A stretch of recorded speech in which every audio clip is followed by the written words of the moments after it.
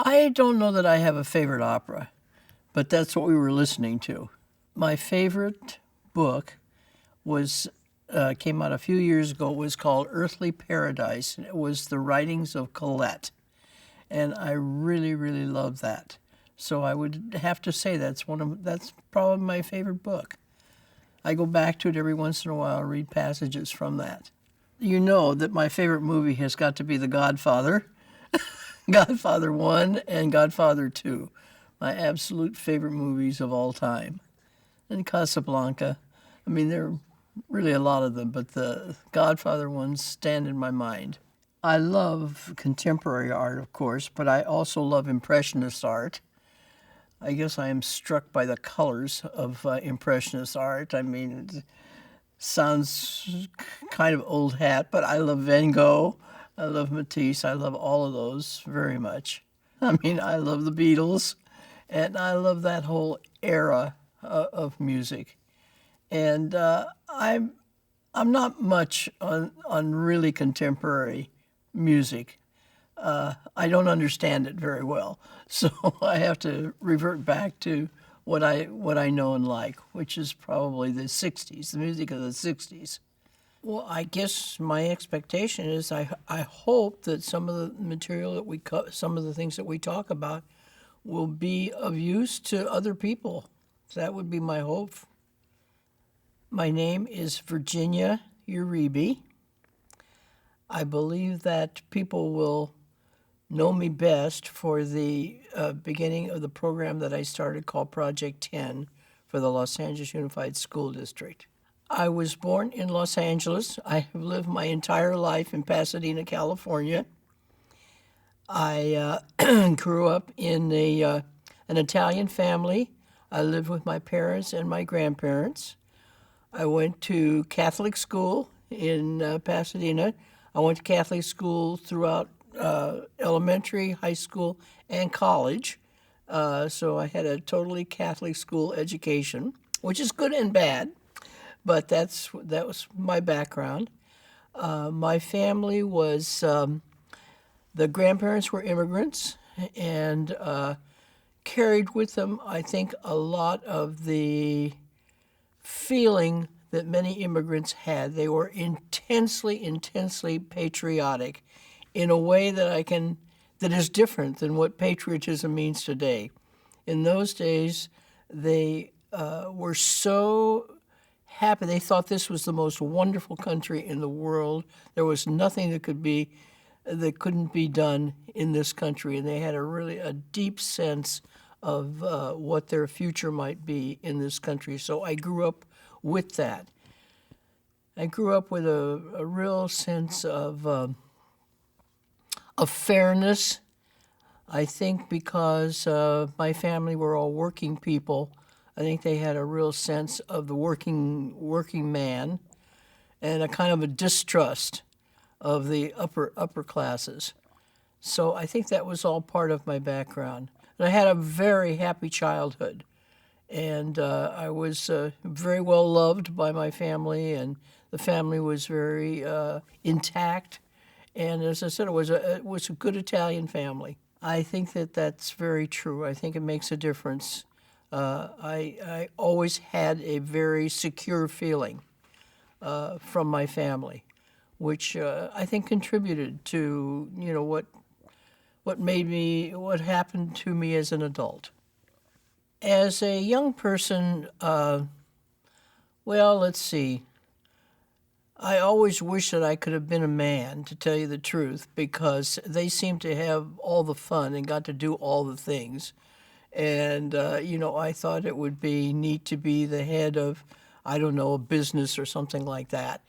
But I didn't really think much about what my future would be until I got to college, at which time, for women in those days, in the Catholic college, teaching or social work or nursing were really the three things open, which is why I chose teaching. As far as an inspiration is concerned, I would say that my grandfather, who lived with us, was my inspiration. He was very active in democratic politics. He served on the grand jury, and he really had this sense of patriotism that I have spoken about before. He loved this country. He loved Franklin Delano Roosevelt, and he loved being part of the culture of this country. So he was a great inspiration to me. When I went to college, as I've mentioned before, there were limited choices open to me. I really did not realize that was constricting until later on in life, when I saw the possibilities that existed for women. Then I realized that, how much things had changed. But at the time I was going to school, those options were limited, and I picked the option which I thought was the best, and it served me well throughout life. But as I said, it's only in reflection that I realized the possibilities that did not exist for women at that time. Well, at that time, my choices were social work, nursing, teaching. Those were I remember that there was one young woman in college who went on into the science field. I mean, that was so unusual that she would have departed from that kind of mold that existed for the rest of us. So I really didn't think beyond that at that time. I was attracted to the nuns. I love the nuns. And that was a great cover for my feelings of sexual identity, which I couldn't quite put together, in my early years. But most of my crushes were on nuns. But somewhere along the line, I realized that was not okay, and that I would have to conform to a different mold if I wanted to somehow exist in life. So I did have crushes on men, and I ultimately did marry, which ended in divorce. But nevertheless, my main emotional attachments were always toward women. Well, it was pretty hidden, although, we hung around with the nuns. We walked them after school back up to the convent. We taught. There were some other girls, my friends, and we were all kind of the same way. We just hung around the nuns a lot. They occupied a large part of our life and our fantasies. Whether or not it was sexual, it's hard to say at that point. It was so diffused at that point. But ultimately, it was sexual. It was just something that was so foreign that we couldn't identify it. No, I had a special friendship with a nun in high school that I cared for a lot, and then also in college. So there were particular nuns that stood out for me. But once again, that didn't really, I could not really articulate what that meant. I did not share these feelings with anyone on the planet, including myself. I cannot think of a particular thing that crystallized it in my mind until later. But when that was all happening as a young person, the times were so different. Then there was really no way to articulate these feelings. The main book at that time was The Well of Loneliness, which was just such a downer, but that was one of the only things that we could, that you could identify with as a woman. And God knows the word lesbian did not even enter my consciousness. So it's kind of like it was a different life at that time.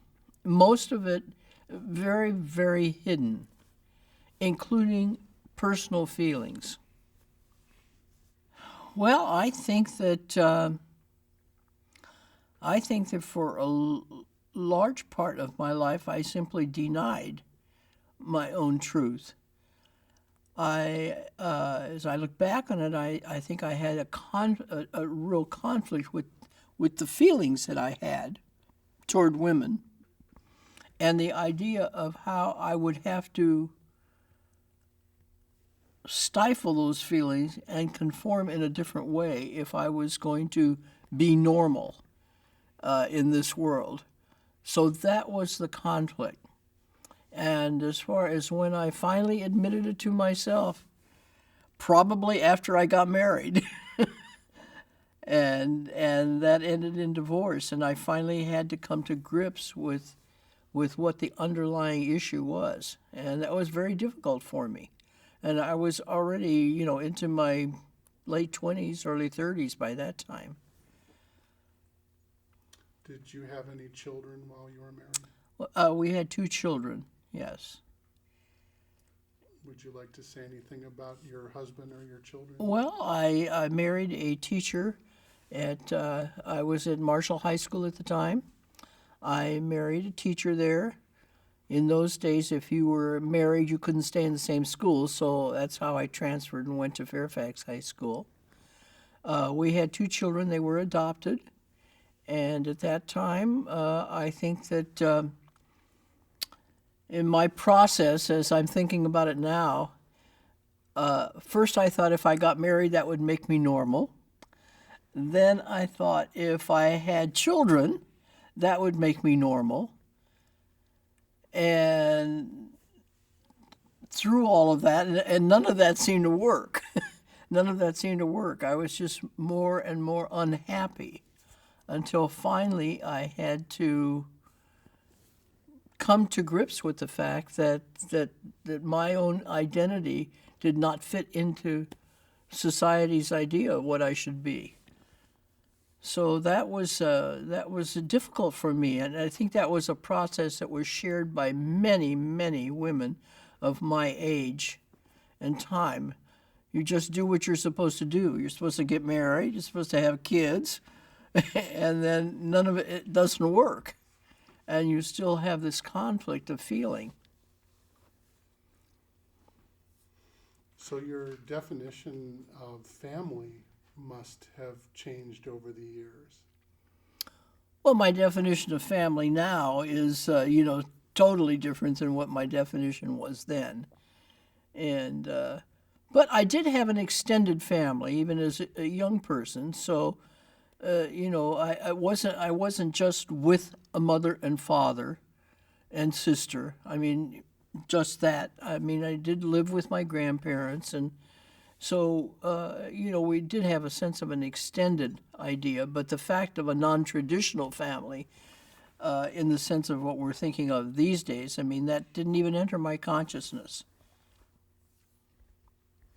Spiritual beliefs, I mean, I was raised in Catholic school. The older I got, the more I realized that you were constricted in Catholic circles. I mean, you could only think a certain way, and you were not allowed to depart from that because Catholic dogma kept you confined. In a sense, when I first started teaching, I went to a school that was primarily Jewish. It was like night and day to me. I mean, here were brilliant young people. I had always been around smart people, but here were brilliant young people who could really think and who were not constricted in their thinking by dogma. And that was a very enlightening thing to me, and part of my evolution, I would say, from being kind of a strict Catholic to being a recovering Catholic, I guess you would call it. Plus, when I was well out of college, this is in the 60s now, there was a great fight that went on between the Immaculate Heart nuns and the Cardinal in Los Angeles, who they wanted to modernize and change their dress and so on, and he refused to let them do that, and he fired hundreds of teachers for that and dissolved the community. That was such a traumatic thing for me to see that. I mean, I participated in trying to defend the nuns, and that was very traumatic for me to see what the church had done, in the presence of this cardinal, that I think that was the final thing. That was the final thing that turned me off of being a practicing Catholic. Can you give us a date and the name of this cardinal? Cardinal McIntyre was his name, and I believe that the date, I'm not positive of this, it was around 1968. And he was the reigning cardinal, and it was right after the Pope John the 23rd had issued his encyclical about modernizing the Catholic Church. And these nuns took that to heart, and they wanted to change some of their rules and modernize. But the one thing that they did that just made the cardinal crazy was the fact that they wanted to get out of the habit and get into more modern clothing. And he just refused to let them do that. And they had a prolonged fight. And finally, the order was laicized. And he fired all of them. I mean, I think there were like 200 and some teachers that he released from the Catholic school, who went on to form a community, and they did just fine in later years. But that was a traumatic thing at that time. It sounds like that may have been one of the first moments where you saw you could be rebellious about. I think that is a moment, that is a very, very important moment in my life when that happened. The injustice of it all was probably what laid the foundation for my being aware of the injustices toward gay and lesbian youth later on. Was that whole incident with the nuns. I think that hiding my true self affected my relationships a lot, but in very subtle ways. I mean, I was always close to my family. They always loved me. We always did things together. So I was not distant from them in that. But I think personally, I was distant in the fact, again, this is all retrospective, but I look back on it and I think, that there were ways that I didn't communicate with my family because I had this underlying thing, which I didn't even understand at the time. But I think it did set me apart.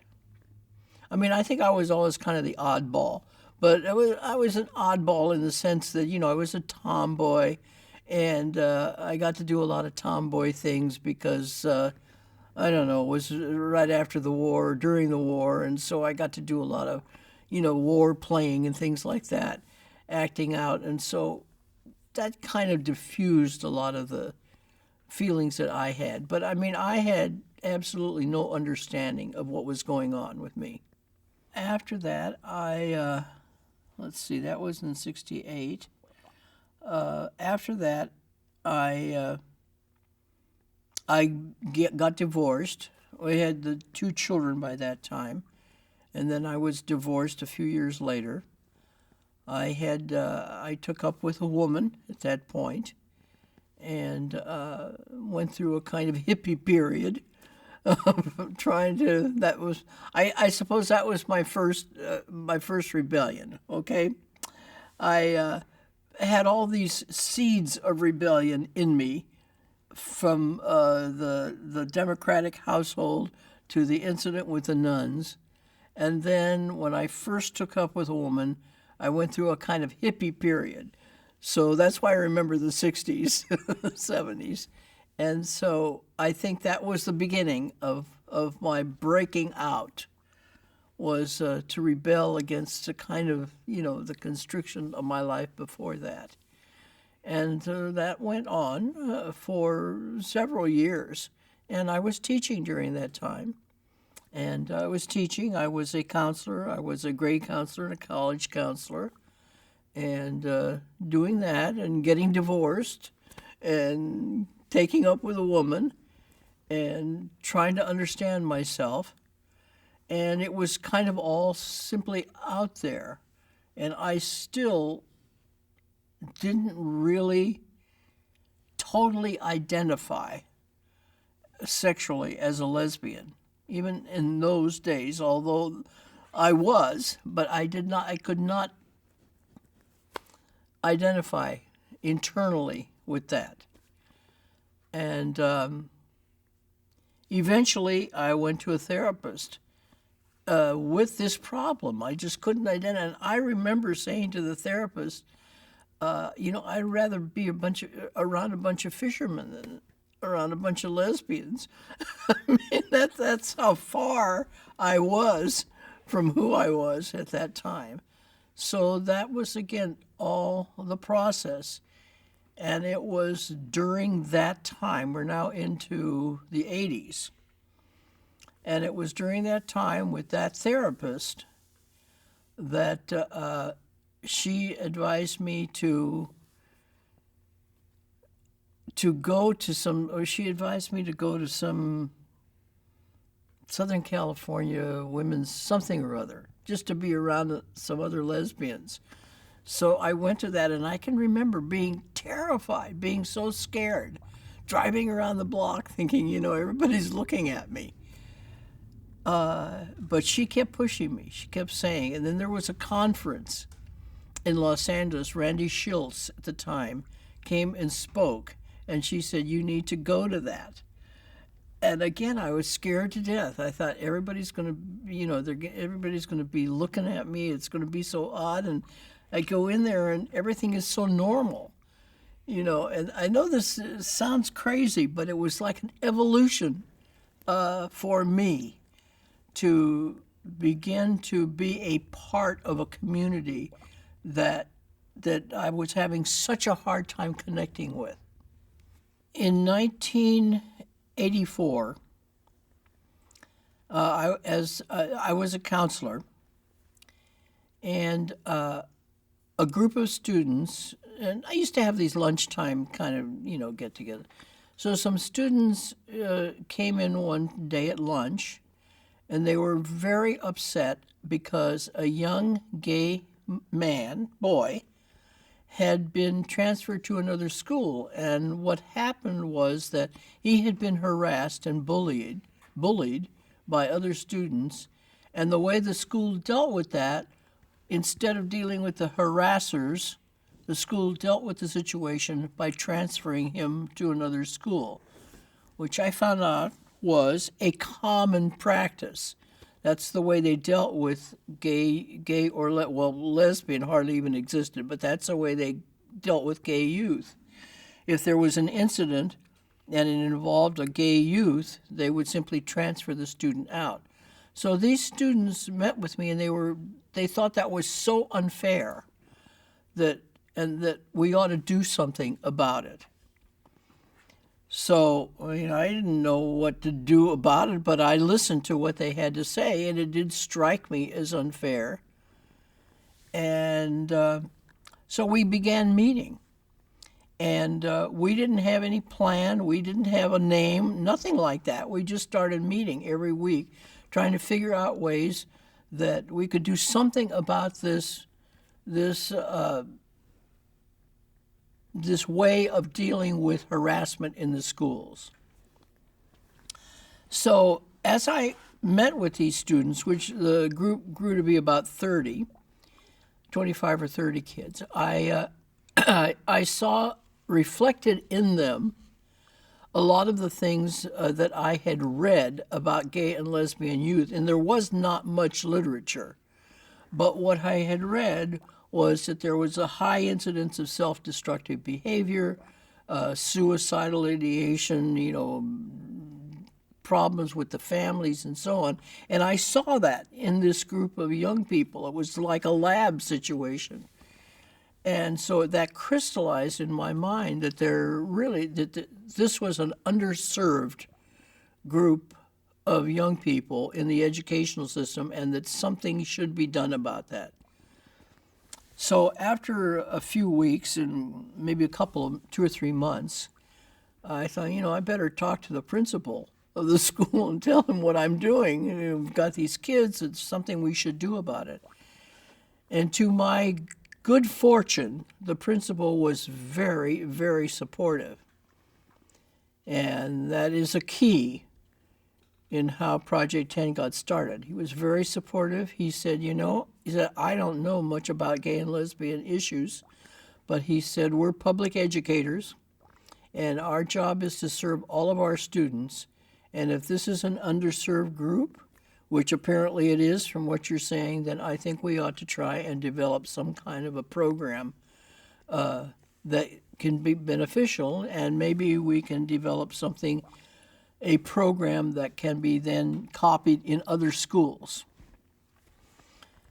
So that was the beginning. As I said, we didn't have a name. We thought, well, what are we going to call ourselves? One of my friends said, well, 10% of the population, according to Kinsey, why don't you call it Project 10? So that's how Project 10 got started.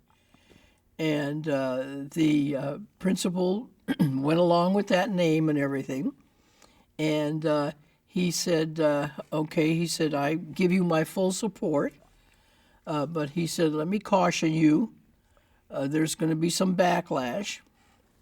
And he said, I suggest that you make friends with people on the Board of Education and you develop community allies so that when there is a backlash, you will have, supporters, which was very good advice. So that's how Project 10 was born. And little by little, a couple other schools copied the idea. They attached it onto other counseling programs that they had, this idea that there would be an outreach to gay and lesbian youth. And for a while, it was quiet. Then, in 1988, the principal calls me into the office and he shows me this little note. And he said, someone from Sacramento just sent me this note about your program, and it's something anonymous that says, Uribe is teaching sodomy over at Fairfax High School. And he said, I think this is the beginning of the backlash that you're going to have. And sure enough, there was an enormous backlash orchestrated by the Traditional Values Coalition, a right-wing group. And to tell you the truth, I was so naive. I didn't even know there were right-wing religious groups. And when this attack happened, it happened in the form that this Traditional Values Coalition had legislators that were tied in with them. And so they tried to stop they sent a memo to the Assembly Education Committee. They wanted to stop all of the money coming into the LA Unified School District if we didn't drop this program. Well, naturally that didn't happen, but when that was raised, it hit the news media. And so there was a big uproar in Los Angeles, a big uproar. There was a full-page letters to the editor, all very positive, actually, in the LA Times. There was a major editorial, very positive, but there was also this backlash from the right wing. And Traditional Values Coalition, the Archbishop at the time wrote me a letter, said it was social engineering, and then the 75 legislators, all Republican, I must mention, wrote to the superintendent of schools, wanted to drop the program. So there was big uproar, and they had to have an open hearing, which they had. But through it all, the LA Board of Education stood behind the program, and they have continued to stand behind the program. And whenever there was criticism, they would simply respond like my principal did. We're public educators. We serve all of our students. And this is part of our student population. So that really was how it all started back in 1984. It's hard to believe that that's almost 30 years now. Because things right now are so different. It's like, now it's the Renaissance compared to the Dark Ages back then. When we started this program, I mean, gay and lesbian issues were not dealt with at all.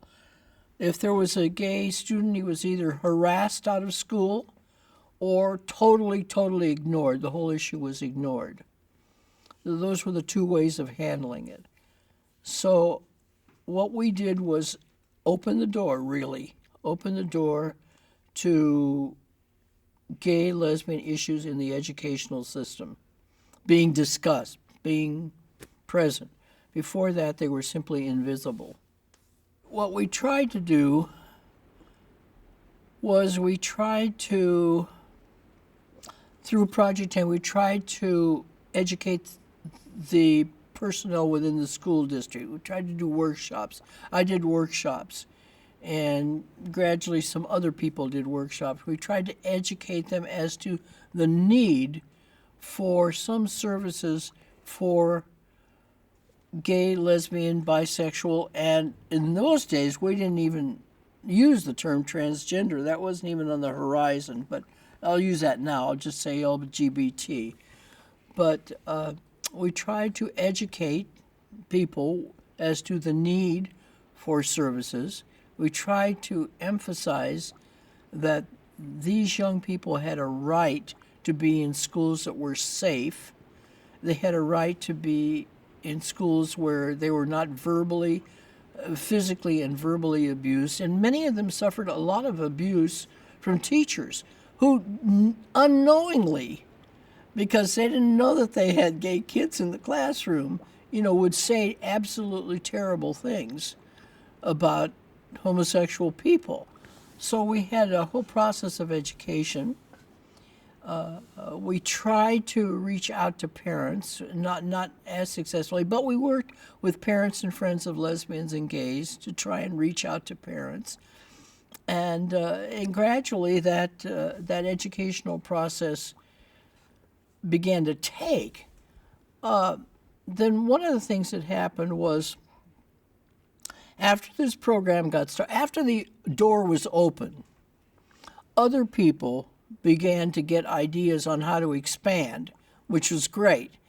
And in Cambridge, I think it was at the Cambridge Rindge and Latin School, which actually is a public school, they began what is now called the Gay Straight Alliance. Somebody got the idea that if they could utilize the Equal Access Act of 1984, they could begin gay and lesbian alliances. In 1984, the Equal Access Act was passed, a federal act that said that, let's see if I have this correctly, any school that receives federal funds, if they have one non-curricular club, they must allow all curricular clubs. So as long as they had other clubs, the Gay Straight Alliance could also form within the schools. There was a big fight about that in a lot of places, but the only way they could, either a school would have to allow that to happen, or they could disband all clubs entirely.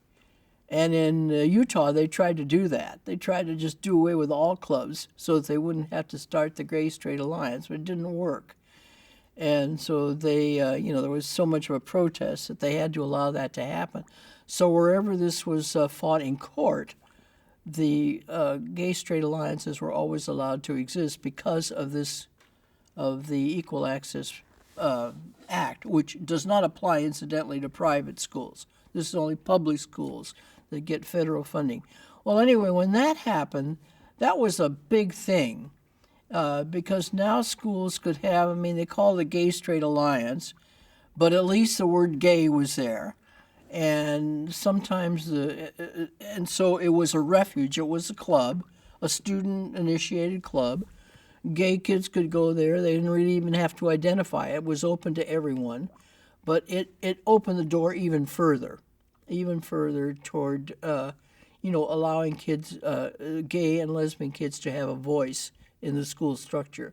So that was a big thing, and there are thousands of gay straight alliances now throughout the United States. So that was a big thing, and that was probably, well, I don't want to say that Project 10, I don't want to take an undue accolade for myself for Project 10. All I can say is that we opened the door. And when we opened the door, other people saw what could be done.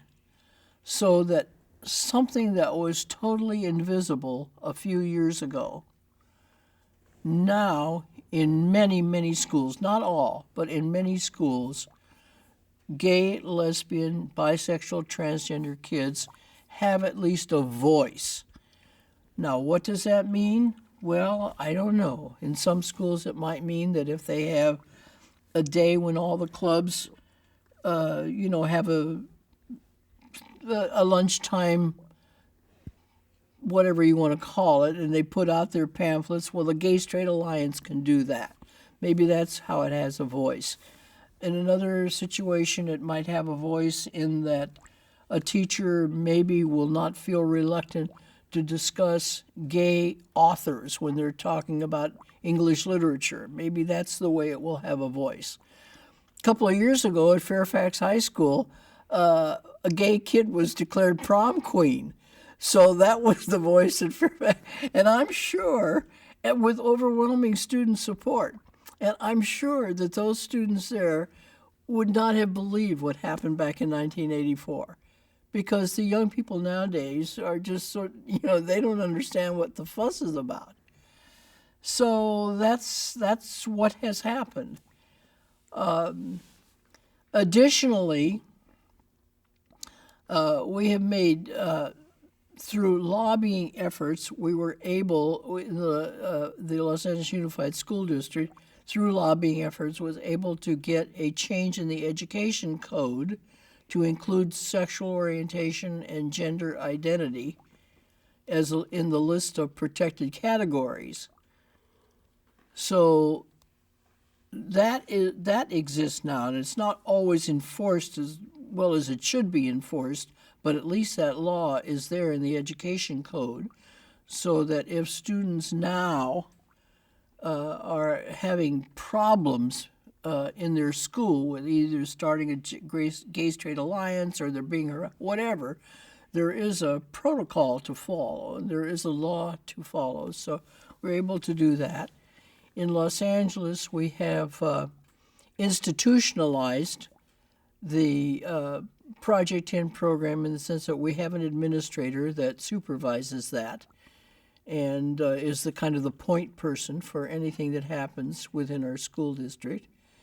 We have made efforts to have gay and lesbian issues in the curriculum. They are working on that. So all those things have happened, in recent times, and we can only hope that this will continue to get our schools to the point where there is really equality for all students. That's what we're looking for, is equality. And I am a product of the LA Unified School District, and we consider ourselves the forerunner. We're really number one in this subject.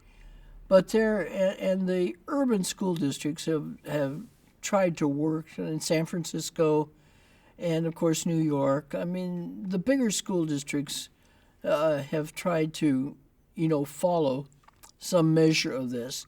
But, there are still pockets within the United States where it's back in 1984, where the students still are treated as invisible or they're still harassed. And even though these laws exist, everything has to be fought.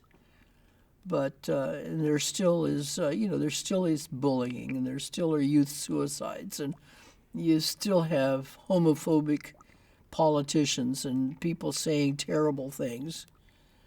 So there's still work to be done. Let's put it that way. The Equal Access Act was a federal act authored by Senator Orrin Hatch of Utah. And the purpose in his authoring of this act was to allow Bible clubs to form on high school campuses. The law was passed, but the consequence of the Equal Access Law was that once one non-curricular club is allowed on a high school campus, you must allow all other non-curricular clubs to exist.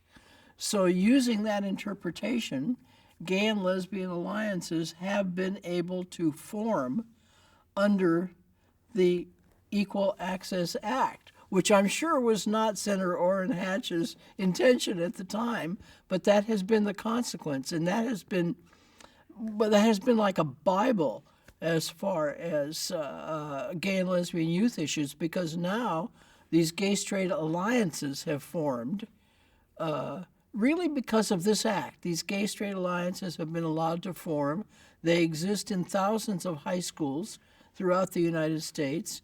And while the gay-straight alliances aren't perfect, don't fulfill all needs, they are at least a safe place for young people to attend these clubs, whether the young person is gay or straight or thinking or whatever.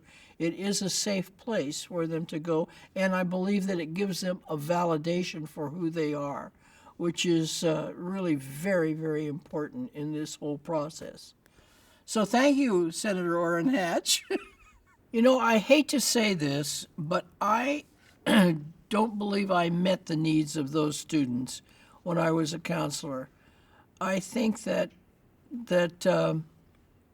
I was still closeted myself, and because of that, I think when I sensed that, I probably did not respond in a way that, I mean, I don't think I ever said anything bad, but I don't think I said anything particularly affirming to a student that might have been throwing out a hint, which I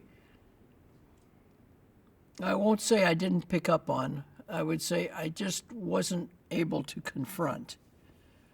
So that is a regret that I have as a counselor. I think that my grandfather was the single greatest influence that I had, well, in a very different way. But he was an influence in the sense that I think that I had a sense of justice and injustice not drilled into me, but I grew up with that sense of justice and injustice from a very young age. I never applied that to gay and lesbian at all. I had just applied it to working people versus people who took advantage of working people and whatever injustices I saw in society, but I think that gave me a sense. And I think that probably that sense was reflected in just the way I communicated as a teacher and as a counselor. And I think that that probably is why the original students sought me out as someone that they could talk to about this young man that had been harassed out of school. Because we didn't talk about it on the surface. I mean, I wasn't talking about gay and lesbian issues or anything, but I think that they sensed in me that there was that sense that I had of fairness and justice, that they could talk to me. So from that standpoint, I think my grandfather was the probably greatest single influence. Then a nun that I had in college when I was taking science was probably the second greatest influence I had, in that simply as a teacher, she taught me a great deal about teaching, and so that was a big influence. So that I was able to put all those things together. I'm trying to think of, and then as I mentioned before, I believe that the fight that the nuns had The fight that the nuns had with the cardinal. I think that, okay, now I go back. I say the first influence is my grandfather, and the second biggest influence is that fight that that the nuns had with the cardinal, which just struck me as so fundamentally unjust that it was really hard for me to take. Not only did that mean a total break from the Catholic Church as far as I was concerned, but more a sense of social consciousness. Those were the two biggest influences on me. And the rest of it, to be honest with you, I didn't start out to be a pioneer or anything. It just kind of happened. And when Project 10 started, I had no plan. I mean, I was simply meeting with these students. We were meeting with, I was meeting with them, and we were talking about these issues. And I became more and more interested in the issues. And then when the program was attacked, again, the program was attacked, and I was so struck by the injustice of it all. I mean, here I was trying to do something about keeping kids in school and not killing themselves, and here comes some group attacking me for that. And I couldn't understand why they were attacked. It didn't make any sense to me. I didn't realize it's all part of a political thing. You know, I just could not understand why they would want to attack a program that was trying to help these students. So I think all those things work together to be the right time for it all. Well, Project 10 is a program I have just described. When Project 10 became notorious or famous, whichever way you want to look at it, but it hit the newspapers, someone sent me a donation and said, I don't know what you're doing, but take this money, it was a small donation, take this money and do something for your program. Well, I immediately thought to myself, I know if I give this money to the Board of Education, I will never ever see it again. And so another friend of mine said, you need to form a 501c3 nonprofit organization so that you can accept these donations and use them for the purpose of what you're setting out to do. So that's how Project 10 was formed. Or Friends of Project 10, Friends of Project 10, Inc., and that was formed in 1986. So the clarification of the dates that I had earlier. 1986 is when Friends of Project 10 was formed. And that is a 501c3 nonprofit, and it was through Friends of Project 10 and continues through that organization that we are able to solicit and accept donations, which we use for our scholarship program. And in the earlier years, we used the money that we got for a conference, which has now been taken over by another group. We, for many years, had a prom every year, and we used the money for that. In other words, we used it for educational workshops, because the Board of Education in Los Angeles, while they were always very, very supportive, they never gave us a dime. You know, there's never any money for anything. So we thought, well, if we want to do something, you know, if we want to have scholarships, we want to do a conference, we have to have a way of raising money. And so that's how and why and how we started Friends of Project 10, which has worked to great advantage for us. Plus, it's totally separate from the district. So we can, you know, do what we want within Friends of Project 10. If we want to have a scholarship program, we want to have workshops, whatever. And we've tried to do what we could.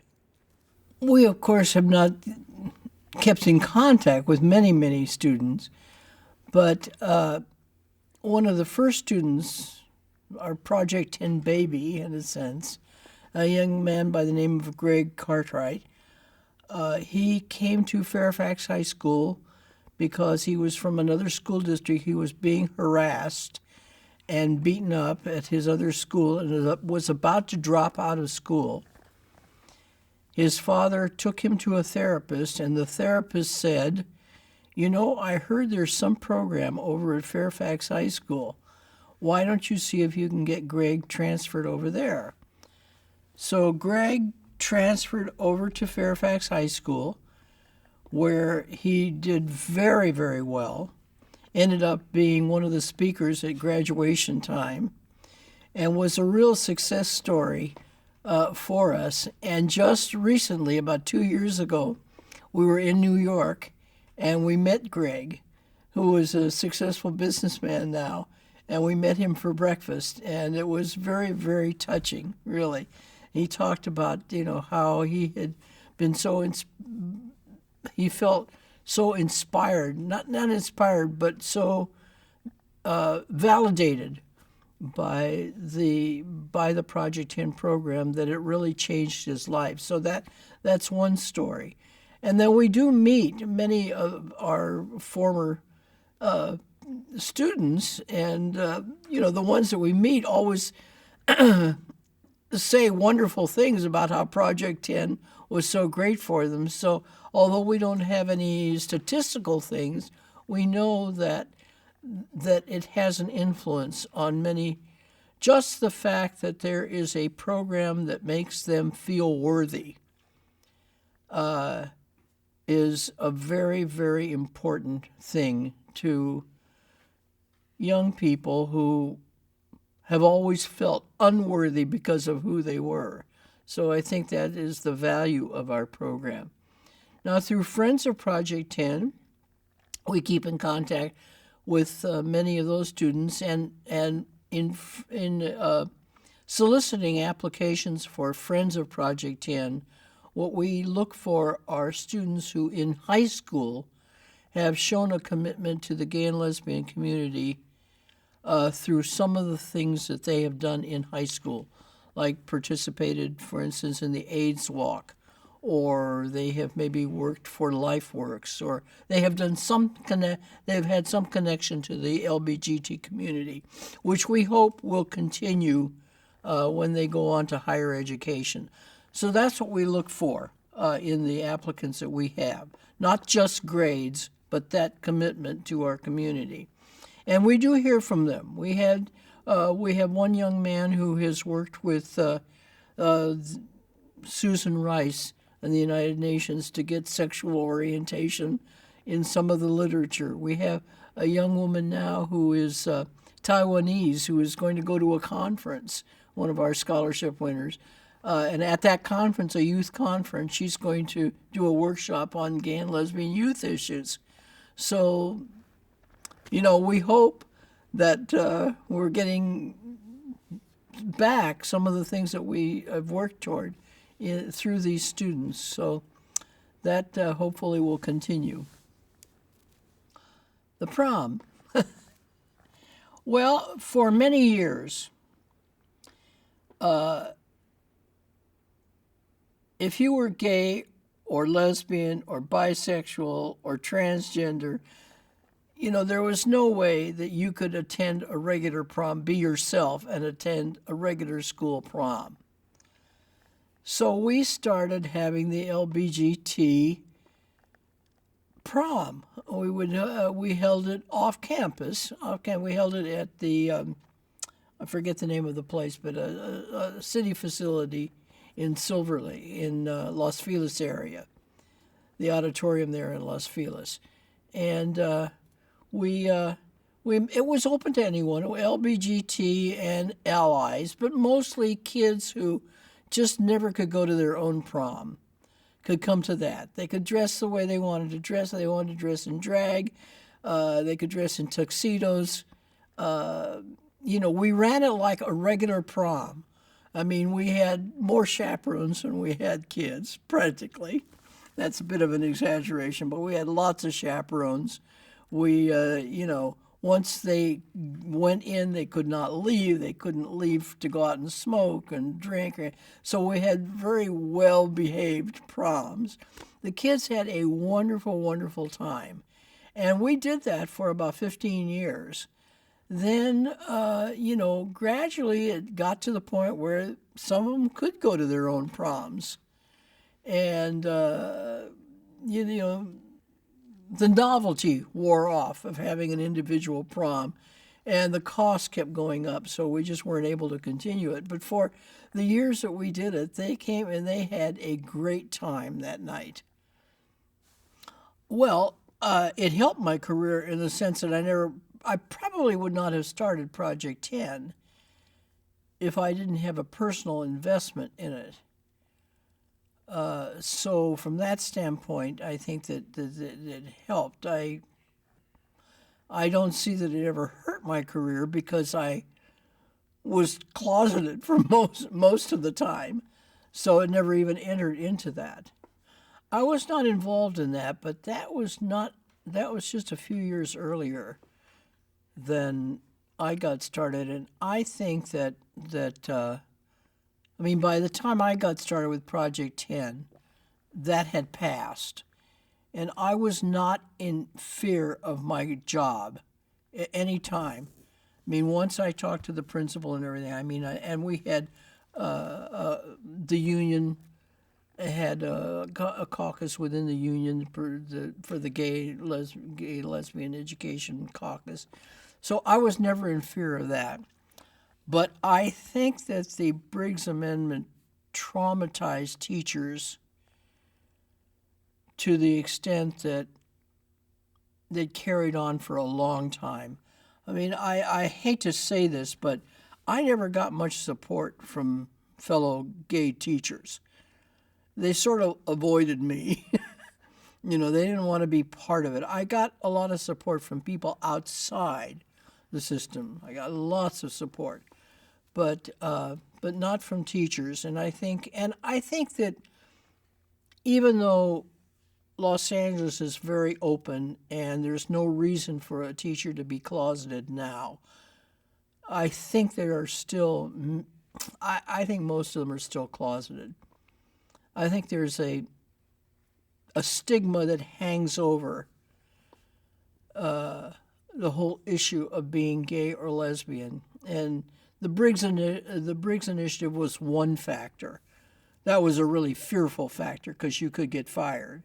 But I think more than that, it's a kind of general stigma and internalized homophobia that exists, which keeps gay and lesbian teachers from being out. And, well, I believe that the stigma of being gay or lesbian still exists among educators, and I think that stigma also carries over to the non-gay population. I think that there are many teachers, as a matter of fact, this may be an even greater problem. There are many straight teachers who are afraid to deal with gay and lesbian issues because they will then be thought of as being gay themselves. I know that is silly to think about, but that is something that the right wing has drummed into our society, and it really has had an impact in education.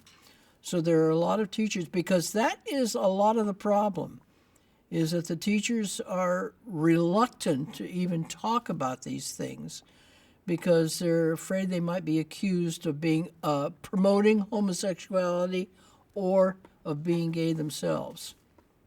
Those are kind of nuanced factors that we always have to work on, and only through education and just increased visibility in society and understanding in society will that change.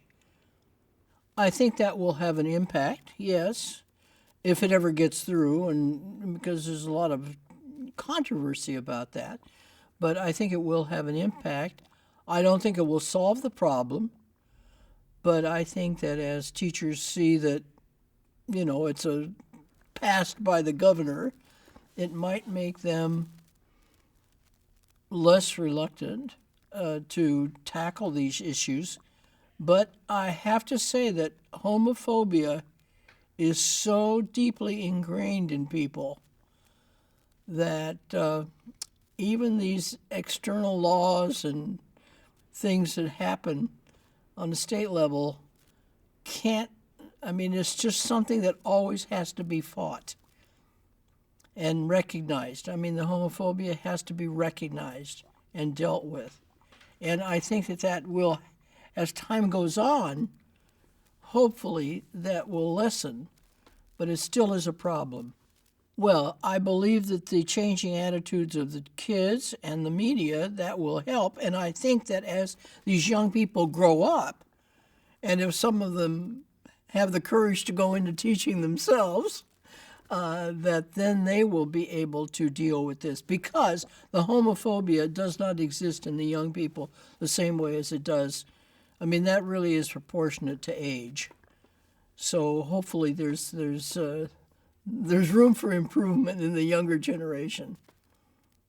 I have to say that Ellen inspired me, because what she did at the time that she did it, having gone through my own personal journey, I mean, I understand what had to go into that and what obstacles she had to conquer within herself to be able to come out in such a public fashion.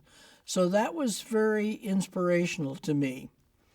And, Barney Frank, what he's had to go through, that inspires me.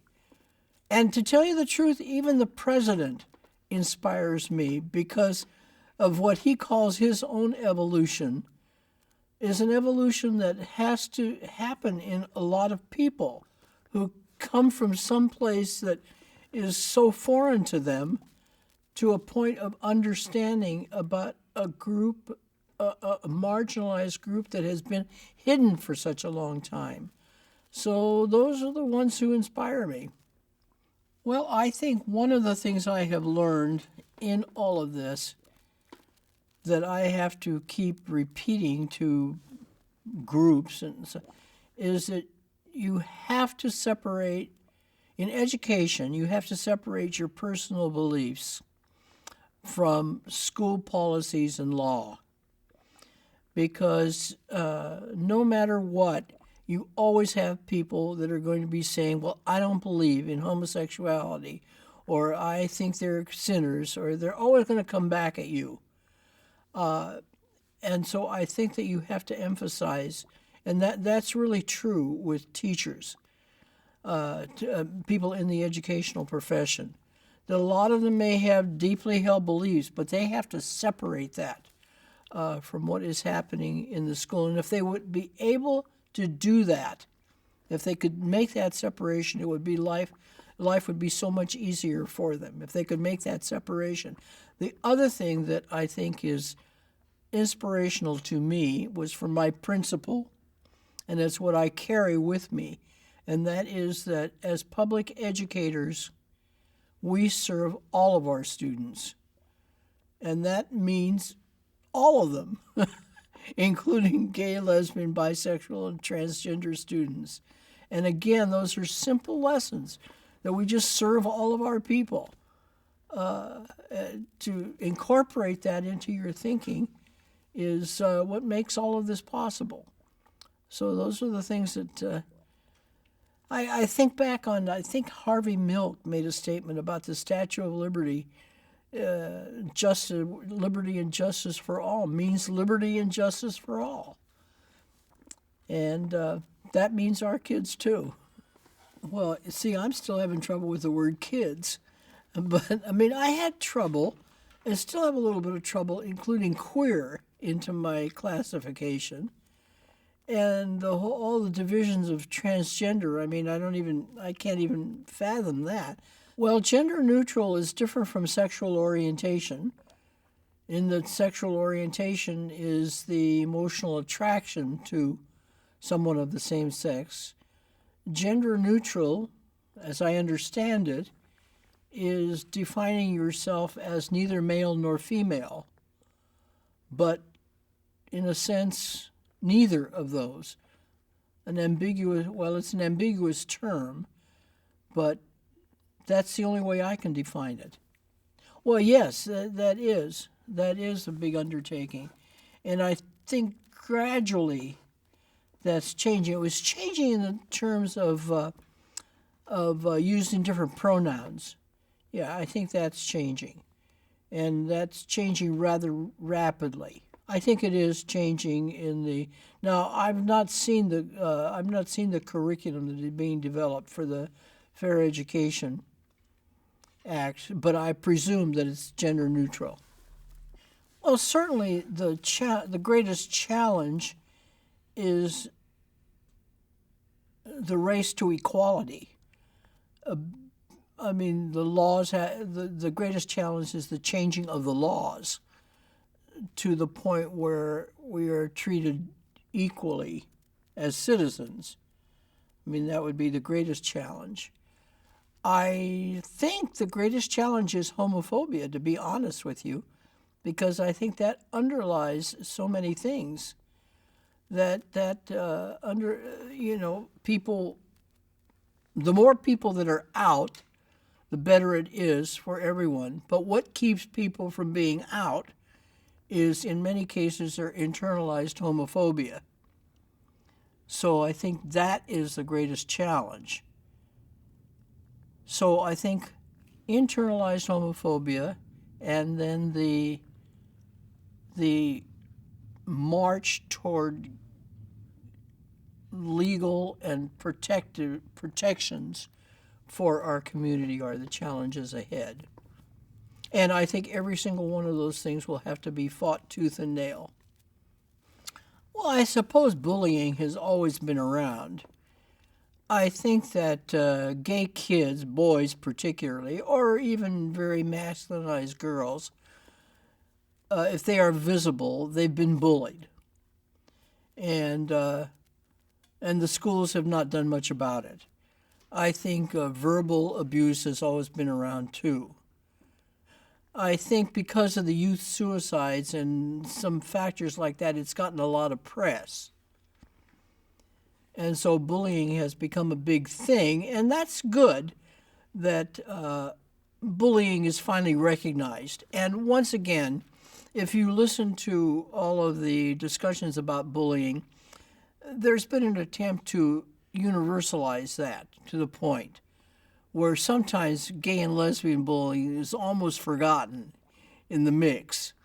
But okay, I mean, there's more and more emphasis on that, and I think certainly something that's something that is contemporary.